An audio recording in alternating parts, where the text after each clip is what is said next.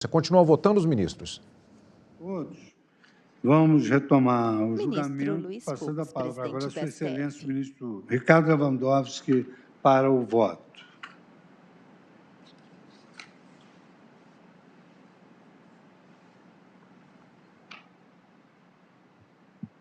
Boa tarde, senhor presidente. Boa tarde. Cumprimento a todos os presentes da pessoa de Vossa Excelência. Eu, para que possamos aproveitar melhor o pouco tempo que nos resta, vou fazer um resumo do meu voto e, claro, farei juntar o voto integral. Ministro Ricardo Lewandowski está numa sala de parede branca nós e quadro ao estamos julgando centro. embargos declaratórios.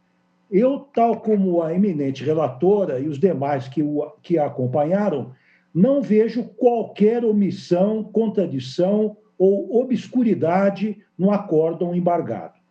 STF julga-se constitucionalidade de inclusão do ICMS na base de cálculo do PIS/COFINS é inconstitucional. Não pode ser incluído na base de cálculo do PIS e da COFINS, que essa inclusão subverte o conceito de faturamento ou de receita que se contém no artigo 195, inciso 1º, a linha B da Constituição Federal. Eu recordo também que vários votos, inclusive especialmente o da eminente relatora, ressaltaram no julgamento de mérito que o ICMS a ser considerado era aquele destacado na fatura e não o recolhido. Portanto, essa questão, a meu ver, ficou bem esclarecida. Então, reabrir a questão agora corresponderia a um rejulgamento do caso. Quanto à modulação, eu peço vênia para também acompanhar a relatora, porque eu entendo que estão presentes os requisitos do parágrafo 3º do artigo 927 do Código de Processo Penal. E digo o seguinte, de fato, até a data de 15 de março de 2017, quando se julgou definitivamente o recurso extraordinário 574-706, não havia ainda a necessária segurança jurídica a que alude esse dispositivo da lei processual quanto ao tema. Mesmo que o Supremo Tribunal Federal tivesse sinalizado, como muito bem colocou a ministra Rosa Weber, que no julgamento definitivo, eventualmente, sufragaria a tese que, afinal, restou vencedora. De outra parte, também, peço licença para entender que está presente o segundo requisito, que é o interesse social. E sublinhando que agora o CPC de 2015 não exige mais o excepcional interesse social a que aludia, e ainda alude, o artigo, porque está em vigor ainda, o artigo 27 da Lei 99869, de 1999, quanto às ações de controle de constitucionalidade. Lembrando aqui que nós estamos julgando um RE, que é o controle difuso de constitucionalidade, e, a meu ver, aquela lei regula o controle de constitucionalidade em abstrato. Então, entendo que o interesse social está na prolação de uma decisão equilibrada, que contempla, ao mesmo tempo, os interesses do fisco, que, afinal, representa o patrimônio comum de todos nós, e o dos contribuintes, de maneira a definir, de uma vez por todas, que a matéria passa a ser regida nos termos da decisão tomada pelo Supremo Tribunal Federal em 15 de 3 de 2017, precisamente com a exclusão do ICMS da base de cálculo do PIS e da COFINS, considerado aquele ICMS destacado na nota fiscal. Portanto, senhor presidente, com esses singelíssimos argumentos e pedindo a máxima vênia àqueles que discordam desse ponto de vista, eu consigno que eu acompanho integralmente a eminente relatora, parabenizando-a pela solução equilibrada, razoável que deu à questão. É como voto. Obrigado, ministro Ricardo Lewandowski, o poder de síntese, mas acompanhando já a colegialidade. Passo a palavra agora à Sua Excelência, o ministro Gilmar Mendes, para o voto. Senhor presidente, senhora ministra relatora, ministra Carmen Lúcia, que nos brindou com um belíssimo voto, a ministra Rosa Weber, senhores ministros, quando nós nos debruçamos sobre um tema como este, presidente, certamente nós nos lembramos da referência de um autor clássico do direito, da teoria do direito brasileiro e do direito tributário, a ideia do chamado manicômio tributário. Sem dúvida nenhuma, nós temos aqui Embargo de declaração no RS 574706, embargante União. Voto o ministro Gilmar Mendes. Não é? E as idas e vindas nessa temática. Sem dúvida nenhuma, um autor mais moderno, nosso contemporâneo, Zé Roberto Afonso, tem dito, inclusive, que o Supremo Tribunal Federal está fazendo, de alguma forma, ou impulsionando uma reforma tributária que o Congresso deixou de fazê-la, pelo menos deixou de fazer tempestivamente. Mas nós vimos as dificuldades e as balizas que se colocam nesta discussão. Como todos já, inclusive, ressaltaram, eu fui honrado pelas citações da eminente relatora e também de outros colegas, eu fiquei vencido nesta matéria e não cabe-nos agora rediscutir essa temática. Cabe-nos, porém, discutir, sem dúvida,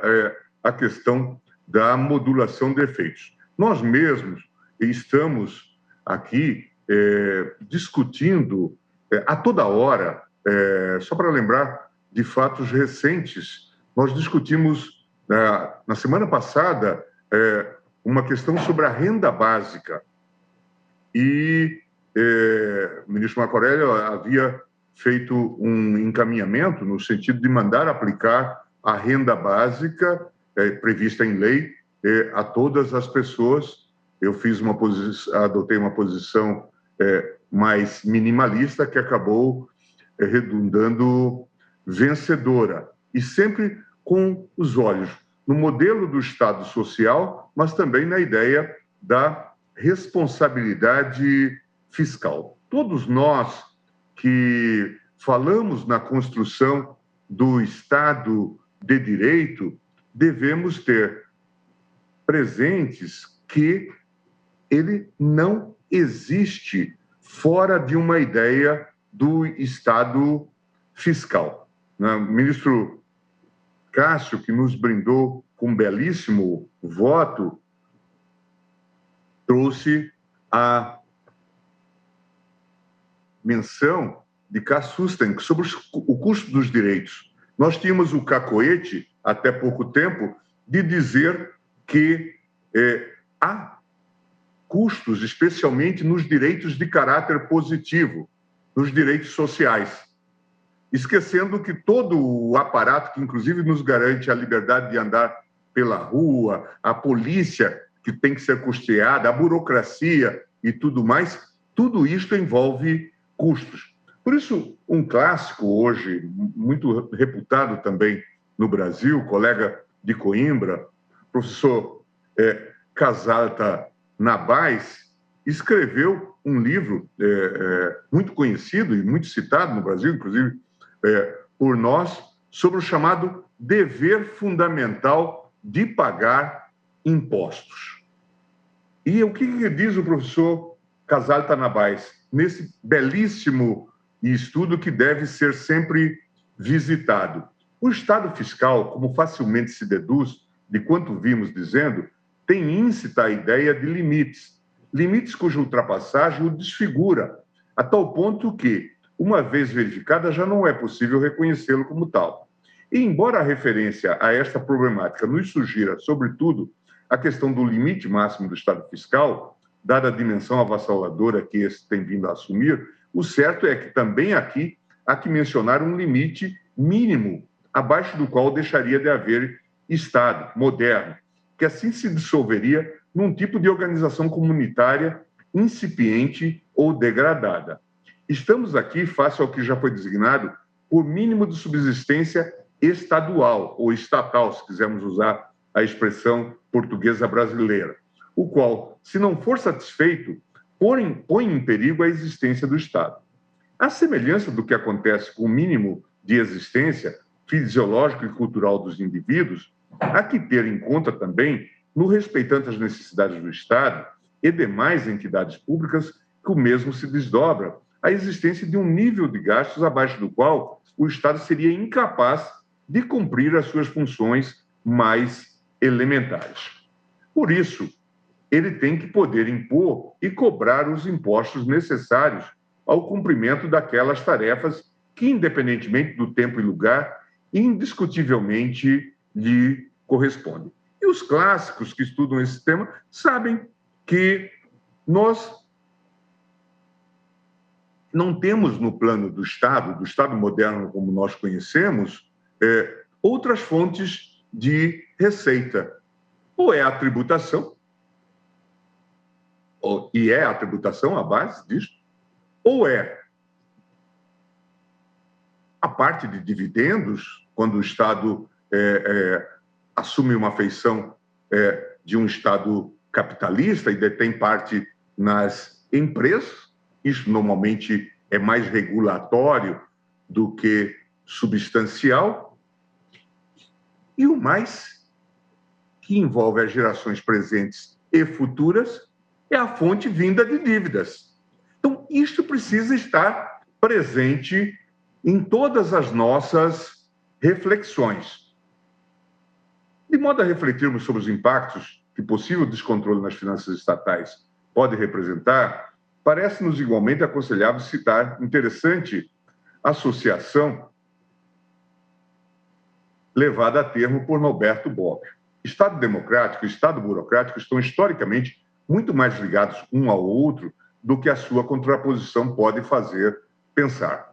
Todos os estados que se tornaram mais democráticos tornaram-se, ao mesmo tempo, mais burocráticos, pois o processo de burocratização foi, em boa parte, uma consequência do processo de democratização. E isso, obviamente, tem custos. Parece-me lícito concluir que o Estado burocrático a que alude Bobbio, e o autor vincula intimamente ao Estado democrático, é inevitavelmente, como nós sabemos, custeado pela tributação. Eu trago, como percebem, um voto mais longo, que eu vou resumir a bem da brevidade, para que nós possamos hoje encerrar essa questão. Eu repasso todo o debate sobre esse tema, sobre a omissão, e louvo sempre o cuidado com que se ouve a nossa eminente relatora, presidente, para ir encaminhando para... Vota o ministro Gilmar Mendes. Embargos de declaração no RS 574-706, embargante União. Aquele que já foi referido, estava de acordo com a raça dissidente dos julgados proferidos por essa Suprema Corte nos autos dos RS 212, 209, 582, 461, repercussão geral. Não foi essa, contudo, a posição que prevaleceu no plenário, a qual adotou outra linha de pensamento, como vimos destacando. Não vejo, contudo, omissão nesse ponto, eis que o plenário desta Corte pode alterar entendimentos até então vigentes ou adotar outra linha de raciocínio, não tendo obrigação de realizar expressamente um distinguish em relação a julgados anteriores que tratam de matéria correlata.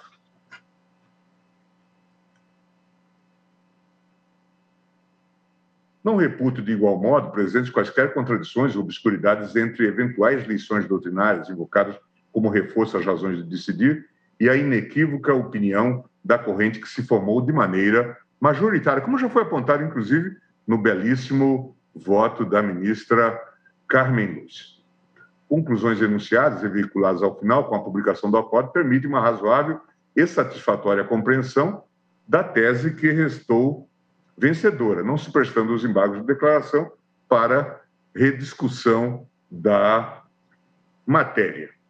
Então, agora, a questão crucial que já se colocou, e aqui, de fato, eu queria relembrar o clássico Garcia de Enterria, que, num artigo publicado, eu não me lembro agora qual o número da Revista de Direito Público, a ministra Carmen Lúcia, dirigido, então, pelo nosso saudoso Geraldo Ataliba, Garcia de Enterria dizia da impositividade de se adotar a modulação de efeitos, e ele trazia como exemplo um caso da Corte Constitucional Espanhola, dizendo que, muitas vezes, o juiz responsável deixava de declarar a inconstitucionalidade de uma lei porque ele sabia que, do contrário, provocaria o caos.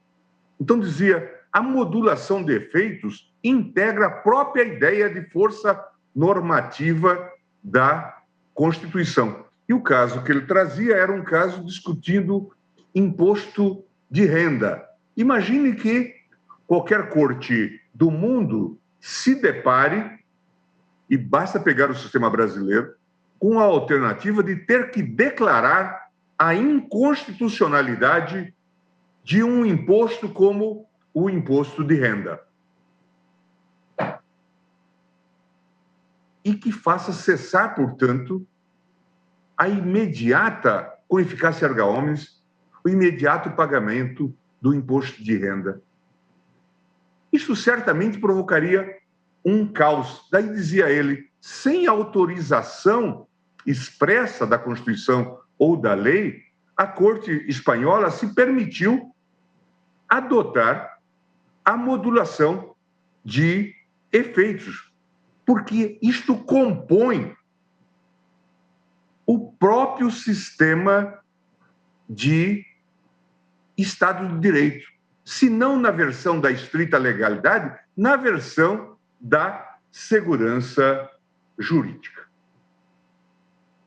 A pergunta que já foi discutida e que me parece central neste contexto é: o valor do ICMS deve ser descontado da base de cálculo do PIS e da COFINS, que foi alvo de todo esse debate ao longo, não é, dessas peripécias, não é, que já foram aqui referidas e que foram muito bem resumidas a partir do voto. O plenário julga embargos contra a decisão que definiu que a inclusão do ICMS na base de cálculo do PIS/COFINS deve ser é decotado da inconstitucional. base de cálculo do PIS e da COFINS se o total do imposto incidente de forma cumulativa, destacado, ou imposto a ser recolhido em cada etapa da cadeia, ou efetivamente pago. E se ressaltar, no ponto, a dificuldade historicamente apontada pela doutrina para viabilizar a restituição per se de tributos indiretos. Isso já foi também amplamente discutido, ICMS. Veja-se a propósito o magistério de Hugo II, que mesmo defendendo a interpretação mais abrangente ao artigo 166 do Código Tributário Nacional, não descuida de ressaltar a vinculação da restituição ao tributo efetivamente suportado. A dificuldade se exacerba, penso eu, cuidando-se de restituições e compensações envolvendo tributo indireto, incerto na sistemática da substituição tributária e que adicionalmente compôs a base de cálculo de outros tributos, PIS e COFINS. Curioso notar ainda nesta temática da restituição do indébito do PIS e COFINS que estamos a tratar de tributos multifacetados, híbridos sui generis. Minha constatação repousa nas diversas maneiras distintas que a legislação de regência dessas exações impõe sua incidência. Com efeito, a título exemplificativo, a Lei 10.485, de 2002, trata da incidência monofásica do PIS e da COFINS, com substituição tributária para fabricantes e as importadoras de máquinas, implementos e veículos. Neste caso, é de se questionar a quem caberá a restituição com a respectiva exclusão do ICMS da base das contribuições? Ao substituto? Ao substituído? A ambos? Em que proporção neste último caso? Veja que a minha introdução sobre o manicômio tributário, professora Isabel, que nos honra com essa presença, parece adequada. Ainda na seara da venda de veículos a consumidores finais, realizada diretamente por fabricante ou importador, a legislação já permitia a exclusão da base de cálculo do PIS e da COFINS do ICMS incidente sobre os valores devidos pela intermediação ou entrega dos veículos, nos termos estabelecidos nos respectivos contratos de concessão. Neste caso, questiona-se a quem caberá a restituição? Ao fabricante importador? Ao concessionário? Exigir-se-á de um ou de outro autorização do consumidor final contribuinte de fato do ICMS recolhido? No âmbito prático, noticio, o que é amplamente conhecido, iniciativa a cargo da Agência Nacional de Energia Elétrica, ANEEL, que abriu consulta pública voltada a discutir a forma de devolução de mais de 50 bilhões de créditos tributários para os consumidores referentes a decisões na Justiça sobre a retirada do ICMS da base de cálculo do PIS/PASEP e da COFINS nas contas de luz. Avancemos em termos rápidos. E qual o tratamento a ser dispensado quando verificamos a suspensão de PIS e COFINS em algum estágio da cadeia produtiva, mas, por sua vez, a manutenção da cobrança do ICMS em todos os estágios da mesma cadeia? Exemplo Grácia, na indústria de carnes processadas, Lei 12.058 de 2009.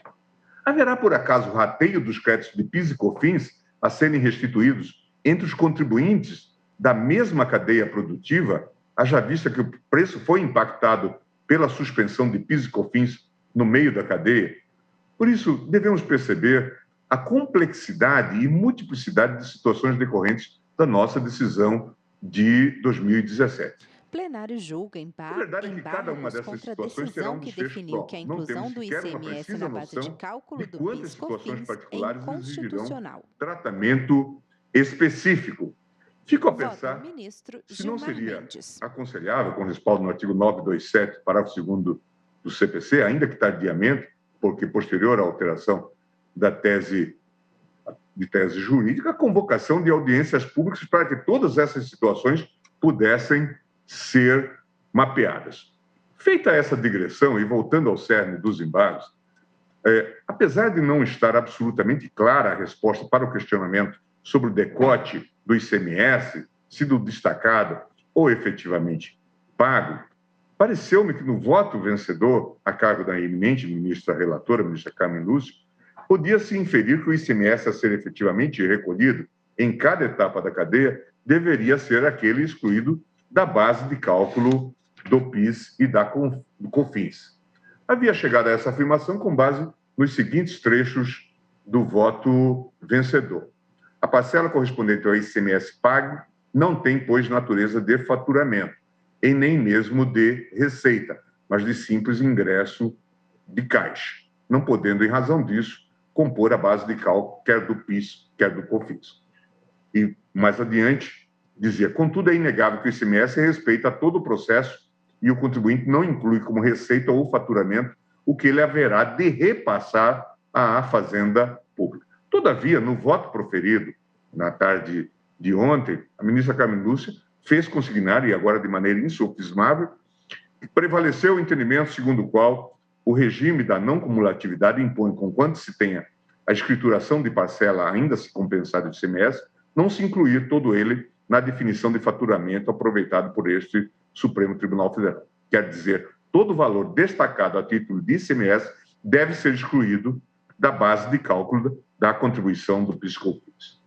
E eu estou, então, com todas as vênias ao voto da ministra Carmen Lúcia, quer dizer, subscrevendo a sua preocupação, que também são minhas no que diz respeito à modulação de efeitos, mas neste ponto, como já fez agora anteriormente o ministro Barroso, subscrevendo às inteiras o voto inicial trazido pelo ministro Nunes Marques, no sentido de que o ICMS de que se trata aqui é aquele efetivamente pago. Me parece que essa deve ser a posição. Por isso, eu peço todas as vênias à eminente relatora, que nos trouxe, como eu já disse, e todos os colegas sobre isso já manifestaram, um brilhantíssimo voto e organizou um pouco este quadro, de alguma forma, bastante caótica, né, com o qual nós nos deparamos nesta temática, não só na seara legislativa, mas também na seara jurisprudencial, onde também os desencontros se fizeram muito marcantes. De modo que eu estou nessa linha, subscrevendo, claro, né, em parte, quanto à modulação, o voto de Sua Excelência, a ministra Carmen Lúcia, mas com este enfoque, com esta abordagem constante do voto do ministro Nunes Marques. Tenho voto escrito, presidente, mas quis fazer um breve resumo com essas considerações, ressaltando que, em casos que tais, a modulação não é uma escolha do juiz, é uma imposição da própria força normativa da Constituição. Muito obrigado, ministro Gilmar Mendes, pelo poder de síntese também, auxiliando a Corte a concluir hoje o julgamento de uma matéria de tamanha importância. Passo agora a palavra a Sua Excelência, o nosso decano, ministro Marco Aurélio, para o seu voto.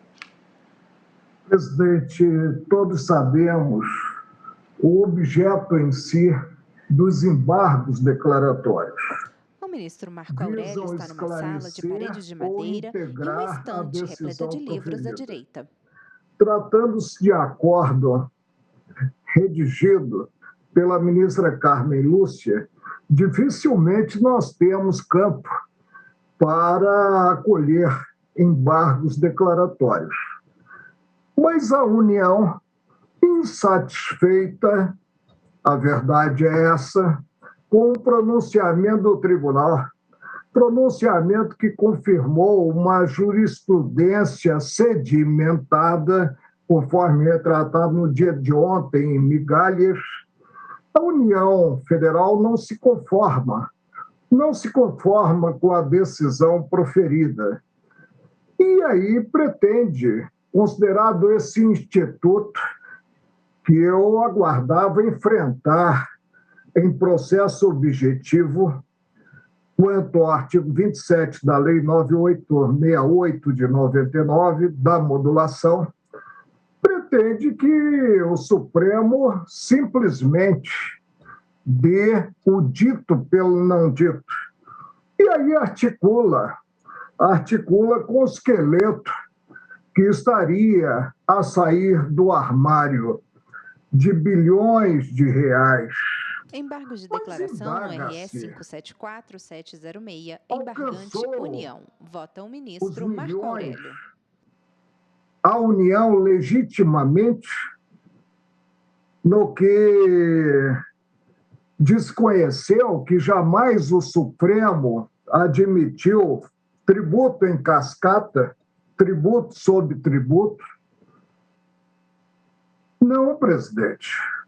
Se houve um ingresso de bilhões e se ela vai deixar de receber bilhões, é porque simplesmente não observou ela, a União, a ordem jurídica, principalmente a ordem jurídica constitucional, Aí aponta nos embargos declaratórios não apenas um vício, aponta contradição, obscuridade, erro material e omissão.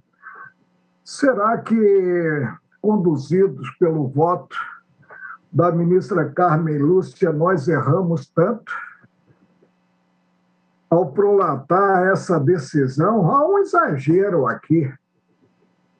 E não se tem, como Sua Excelência deixou muito claro, qualquer vício a contaminar, sob o ângulo do procedimento, o acórdão formalizado. Mas aí se evoca o Instituto, famigerado Instituto da Modulação. E se evoca em processo subjetivo, que uma vez acolhido no processo subjetivo do recurso extraordinário que estamos cuidando, envolvendo parte contribuinte individualizada, né? evoca a modulação, que devemos modular nossa decisão.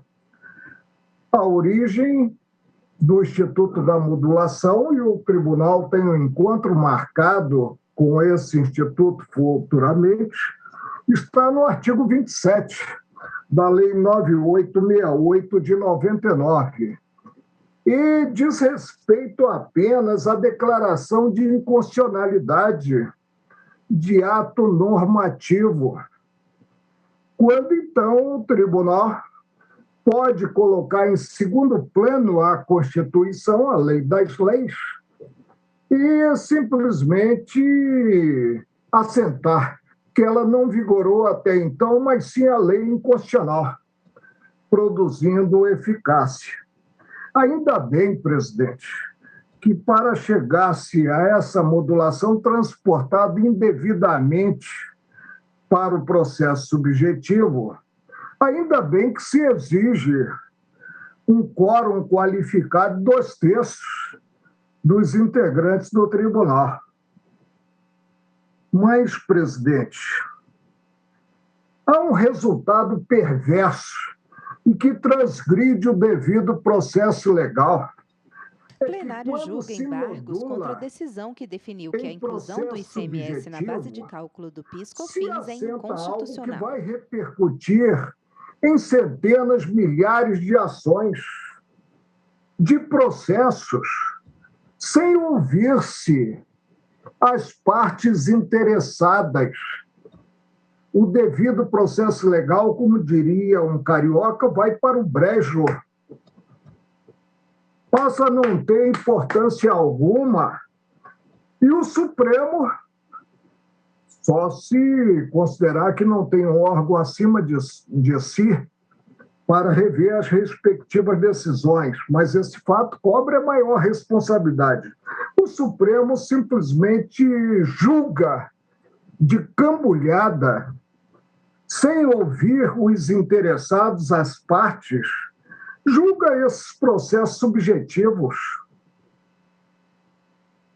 Não há como, presidente, vou bater na tecla até meu último dia judicante, não há como transportar o Instituto da Modulação, que eu penso que tem que ser examinado na ADIM, que ataca o artigo 27 da Lei 9868 de 99, para um processo subjetivo.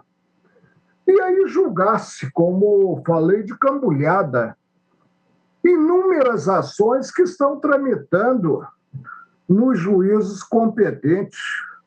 É uma responsabilidade muito grande para o Supremo, que está compelido a respeitar os ditames constitucionais, está compelido a respeitar o devido processo legal. Desde sempre nós assentamos que não cabe o tributo em cascata, mesmo porque nós sabemos que tributo o cidadão comum não fatura, nem a pessoa jurídica de direito privado. Quem fatura é o Estado. Recebi um memorial do professor Humberto Ávila, E ele aí rememora, nesse memorial, um julgado de 1980. E o raciocínio aqui, muito embora tenhamos tributos diversos, é o mesmo. Um julgado de 1980, em que decidimos pela exclusão do IPI, Imposto de Produtos Industrializados, da base de cálculo do PIS. Porque, repito, não há aporte, quer se destaque na nota ou não, não há aporte de riqueza no patrimônio do contribuinte. Há outro aspecto, e esse aspecto demonstra que alguma coisa está errada. Contra o meu voto, o Supremo assentou que consubstancia crime destacar na nota fiscal o ICMS e não proceder ao recolhimento. Indaga-se, responde aquele que o fez criminalmente. E, além disso, ainda fica sujeito ao recolhimento em si do tributo. Pouco importa que haja o destaque ou não haja o destaque do valor na nota fiscal, a premissa é única. Plenário julga embargos contra a decisão que definiu que a inclusão do ICMS na base de cálculo do PIS/COFINS é inconstitucional. E se não há faturamento, não se tem como concluir pela incidência da contribuição prevista no artigo 195 da Constituição Federal. Então, presidente, mais uma vez, ressaltando o trabalho veiculado pela Migalhas, que vem no clipe do tribunal no dia de ontem, sobre o ICMS na base de cálculo do PIS/COFINS. Não vou mencionar todos os precedentes do tribunal referidos nesse trabalho. Entendo que o caso, mesmo para aqueles que adoram o Instituto da Modulação, gerador de muito poder para os integrantes do Supremo, né? O caso não é um caso afeição de modular-se, sob pena, inclusive, de se consagrar a vitória de Pirro, o contribuinte que chegou ao Supremo, considerado recurso extraordinário, teve esse recurso provido para excluir o ICMS da base de cálculo da contribuição, considerado PIS e COFINS. Teve, mas de concretude não haverá nada, porque, ainda julgando esse mesmo recurso, estará o Supremo assentando que a Constituição Federal só vigora daqui para frente, só tem eficácia a partir do pronunciamento do seu guarda, como se não fosse um documento rígido, um documento de eficácia imediata. Acompanho a ministra relatora desprovendo os embargos declaratórios. Não há contradição, não há obscuridade, não há erro material nem omissão no julgado embargado. A prestação jurisdicional foi entregue de forma aperfeiçoada, segundo o figurino instrumental. Em passo seguinte, quanto à modulação, permito-me acreditar que ainda há no país um direito a ser observado, e a ser observado principalmente pelas pessoas jurídicas de direito público. E se nós temos um manicômio tributário, ele se deve à voracidade do Estado em arrecadar em criar situações jurídicas para aumentar ainda mais a carga tributária suportada pelos cidadãos em geral.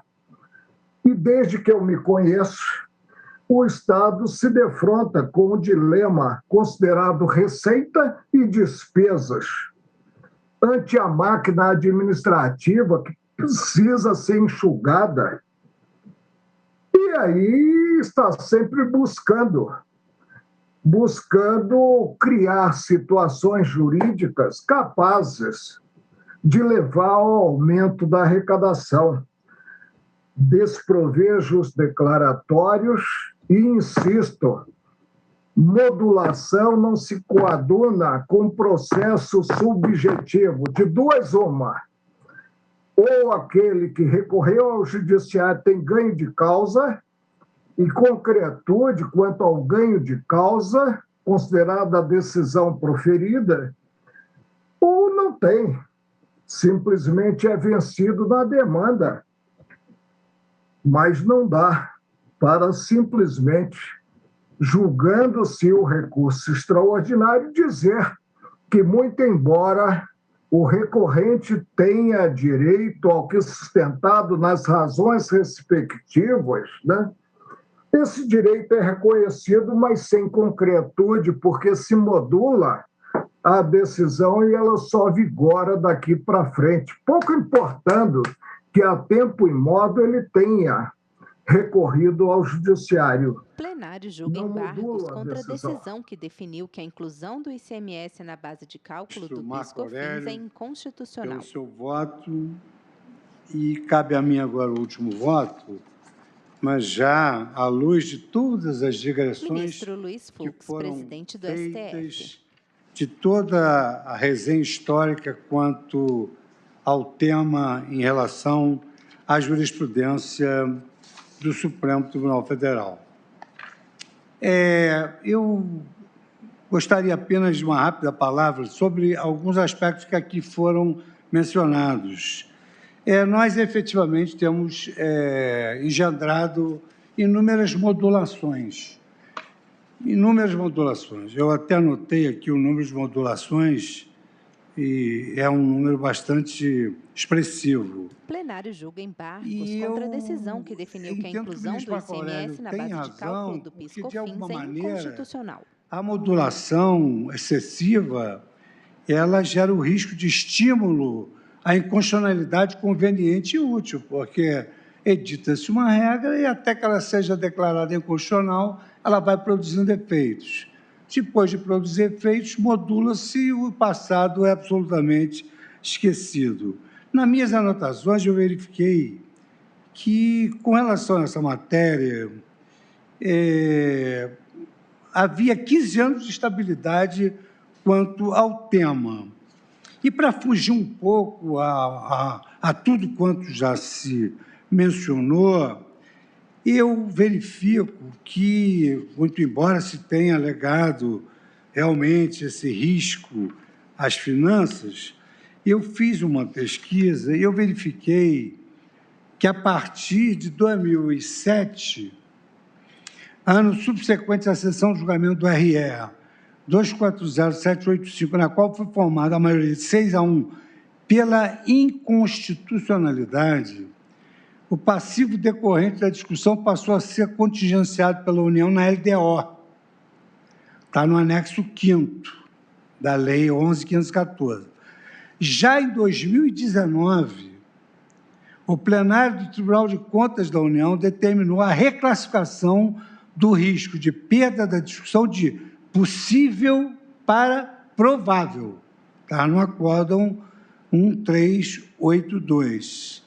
De sorte que essa surpresa que nos impõe uma modulação, ela está muito mais vinculada, como aqui se destacou, ao momento pandêmico, à garantia da governabilidade, e que nós também temos que compreender que o Estado arrecada tributos para satisfação das necessidades coletivas.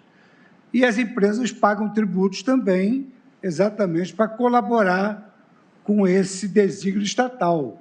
Mas a grande verdade é que toda vez que se declara uma inconstitucionalidade, ou o Estado sofre um prejuízo muito grande, ou se declara inconstitucionalidade contra a empresa, ela entra em estado de bancarrota, porque ela não tem como pagar o período quinquenal antecedente. Eu, após o voto da ministra Carmen Lúcia, eu fiquei absolutamente convencido de que o nosso acordo não continha nenhuma obscuridade, nenhuma ambiguidade, nenhuma contradição, nenhum dos vícios que viabilizam a utilização dos embargos de declaração. E o princípio da segurança jurídica, ele hoje é um cânone pétreo constitucional. A Constituição Federal garante a propriedade, garante a liberdade e garante a segurança. E a segurança jurídica, através da jurisprudência, hoje, é um fator muito relevante de investimento no país do capital estrangeiro. E o Brasil, nesse período pós-pandemia, ele só vai se recuperar através de, digamos assim, de uma estratégia econômica global. Aliás, diga-se de passagem, nós estamos passando essa pandemia porque não houve uma solidariedade global, porque o mundo inteiro está sofrendo a pandemia. Então, se tivesse havido uma solidariedade global, certamente o mundo teria resolvido de maneira, digamos assim, mais positiva esse flagelo que passamos com tantas pessoas falecidas. Então, eu queria parabenizar a relatora, porque, no meu modo de ver, ela não deixou pedra sobre pedra. Ela respondeu a todas as indagações sobre qual é a base de cálculo do PIS e da COFINS em relação ao ICMS e estabeleceu a modulação por uma questão exatamente de segurança jurídica, ponderando também com essa questão relativa às dificuldades que a Fazenda Pública vai enfrentar em razão da possibilidade de ações propostas e de débitos desse período quinquenal prescricional antecedente.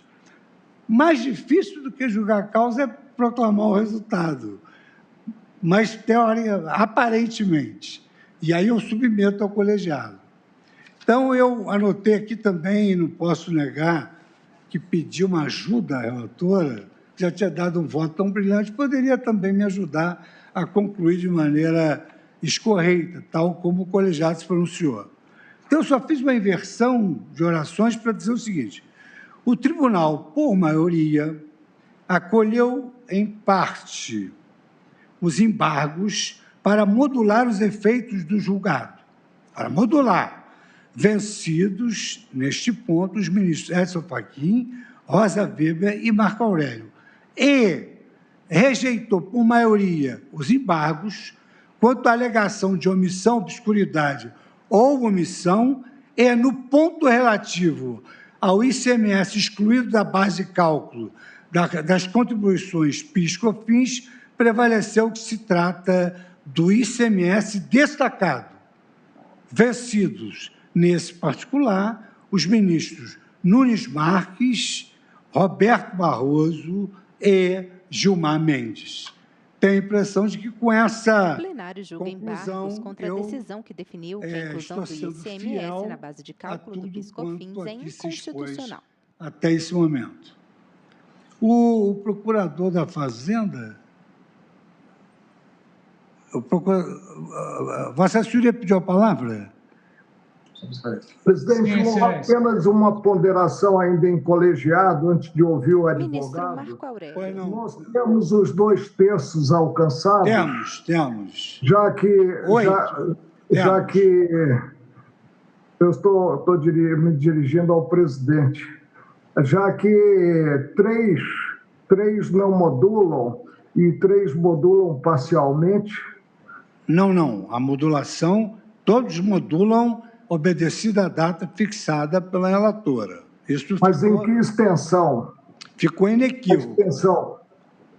Bom, na extensão dos seus respectivos votos. Aqui prevaleceu o voto da relatora. Não, é que a extensão ela está submetida aos 2/3. Se não houver 2/3 em um certo sentido, não se tem a modulação. Nós temos 8 votos. Nós temos 8 votos que... Sim, que modulam. Que modulam. Temos 8 votos que modulam. Mas em que sentido? Modulam nos termos do voto da relatora. Modulam nos termos do voto... Todos concordaram com o voto da relatora. Os que não modulam são 3. Então, temos 8. Aí poderia surgir aquele debate que já surgiu no recurso extraordinário, que em RE repetitivo, com repercussão geral, prevalece o quórum da maioria simples. Mas não é o caso. O ministro Lewandowski compôs esse quórum qualificado.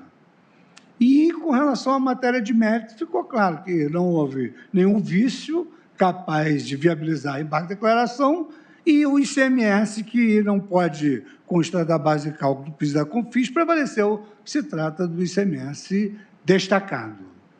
Agora, o procurador... A modulação só diz respeito à tese, não diz respeito à decisão no caso concreto.